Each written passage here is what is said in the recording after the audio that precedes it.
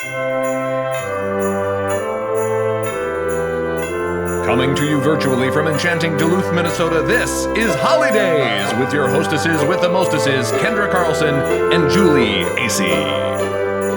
Welcome everyone to day 4 of the virtual Holiday Spectacular Extravaganza Pageant, Holidays Edition. What do we have for him tonight? Hi, everybody. So we're going to have some highlights from so many lights on Exhibition Drive in Duluth. Then we will feature White Eyes by Mary Oliver with music by Blake Thomas, drawing by Lee Zimmerman, and reading by our very own Julie Ahasay. Followed by a reading by our own Kendra Carlson, The Christmas Fairy. Have fun.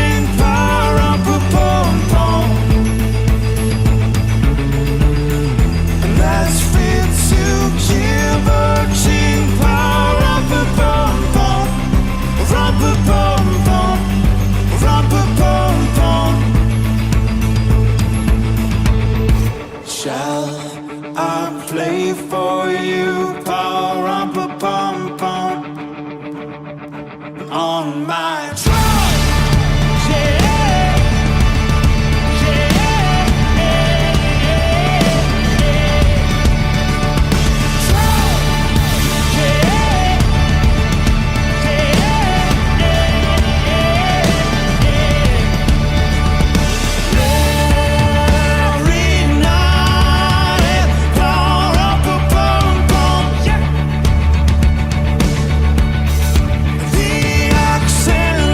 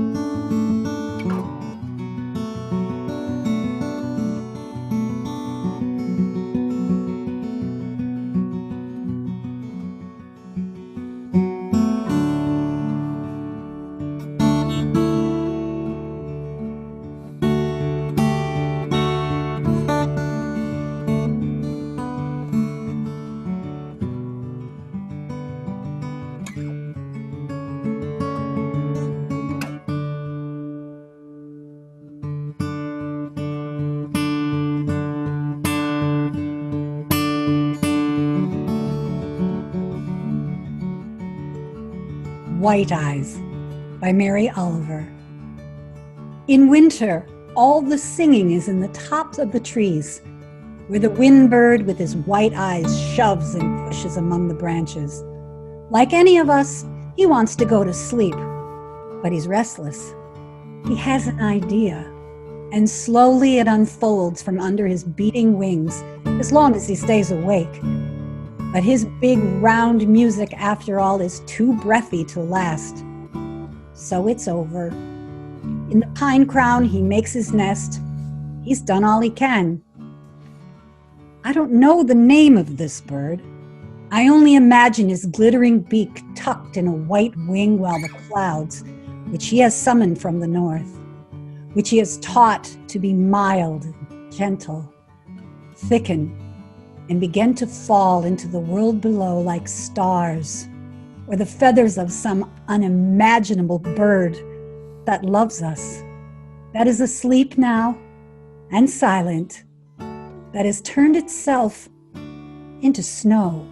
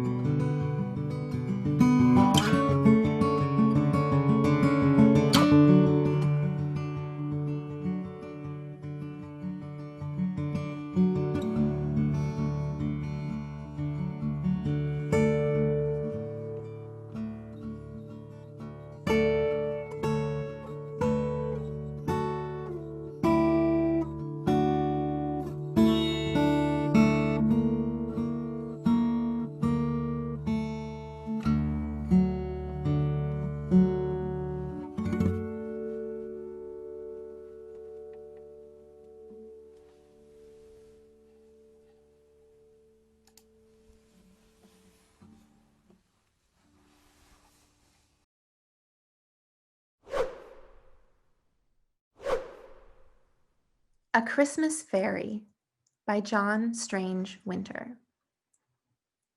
It was getting very near to Christmas time, and all the boys at Miss Ware's school were talking about going home for the holidays.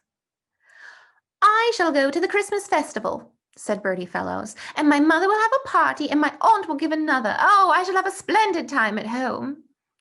"My Uncle Bob is going to give me a pair of skates," remarked Harry Wadham. "My father is going to give me a bicycle," put in George Alderson. "Well, Tom," cried Bertie, "where are you going to spend your holidays?" "I'm going to stay here," answered Tom in a very forlorn voice. "Here? At school? Oh dear, why can't you go home?" "Well, I can't go home to India," answered Tom. "Well, nobody said you could, but haven't you any relatives anywhere?" "Only in India," he said sadly. "Poor fellow, that's hard luck for you. I'll tell you what it is, boys, if I couldn't go home for the holidays, especially at Christmas, I think I would just sit down and die." "No, you wouldn't," said Tom. "You would get ever so homesick, but you wouldn't die. You would just get through somehow and hope something would happen before next year, or that some kind of fairy would—" "There are no fairies nowadays," said Bertie.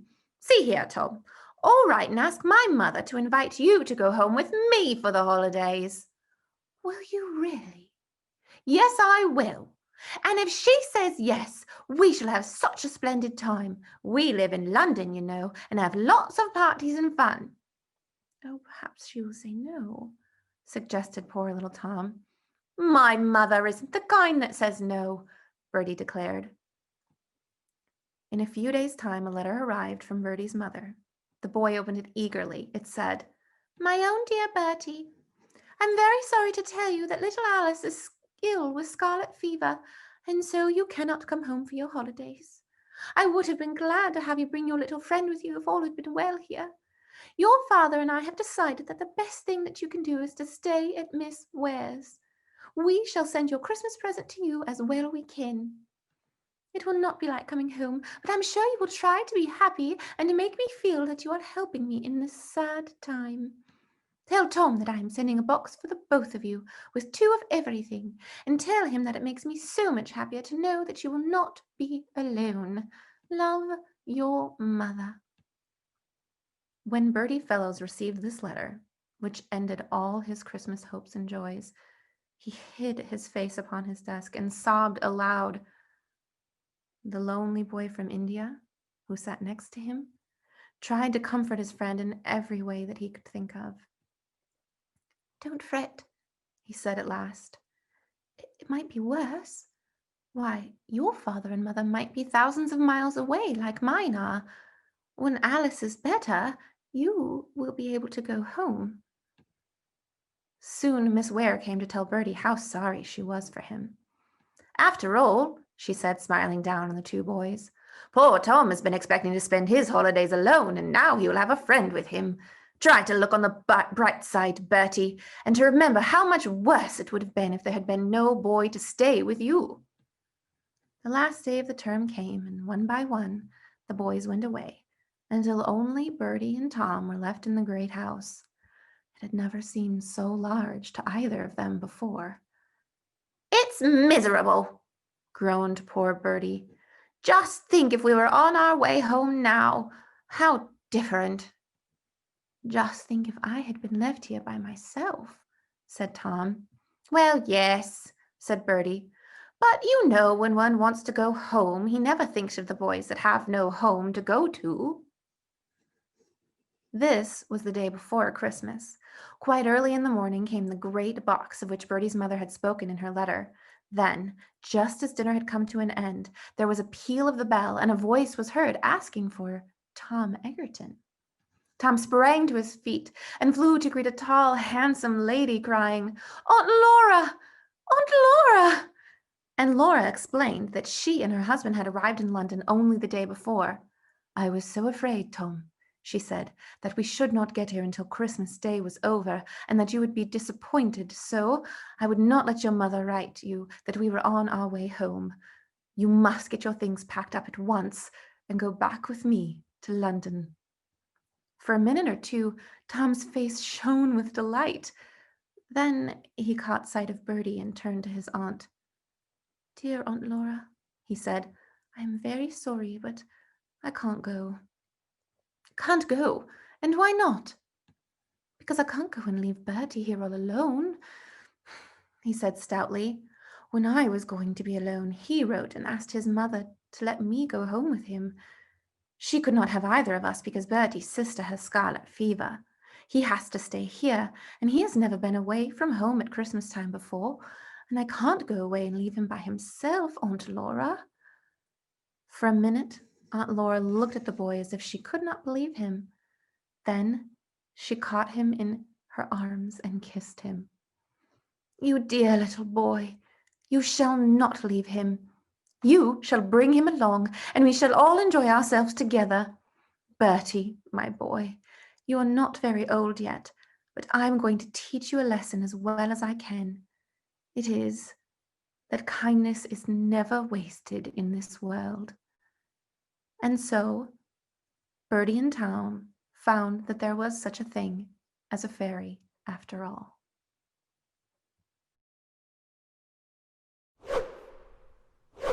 Oh, that was fun. I can't believe there's only one day left. Sad face.